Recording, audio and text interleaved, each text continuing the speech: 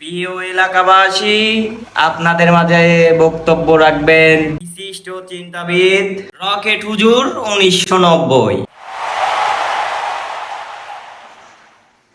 আজকে আমার জীবনের কিছু না বলা কথা আপনাদের আজ জানাতে চাই। ইংল্যান্ডে যে লিগে খেলেছি, ভালো টাকা পয়সা দিয়ে নিয়ে যেত, ভালো টাকা 1990।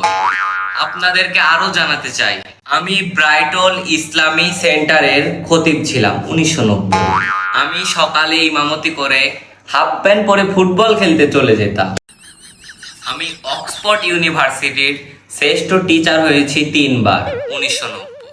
এ কথা এ জাতি জানে না, এমনকি আমার পরিবারও জানে না। আজকে হুট করে ফাঁস করে ফেললাম। ঢাকা ব্যাডমিন্টন চ্যাম্পিয়নশিপের পুরস্কার আছে আমার 1990। হুজুর, দর্শকের কাছ থেকে আপনার কিছু প্রশ্ন আছে। কি প্রশ্ন করছে? বলো বলো। হুজুর, একজন জানতে চেয়েছে 1990 সালে আপনি এত কিছু কিভাবে করলেন। হাই রে আহাম্মকের দল, 1990 সাল কোনো সাধারণ সাল ছিল না। 1990 সাল 36 মাসে বছর শেষ হয়েছে। তা না হলে আমি 3 বার শ্রেষ্ঠ টিচার হলাম কিভাবে?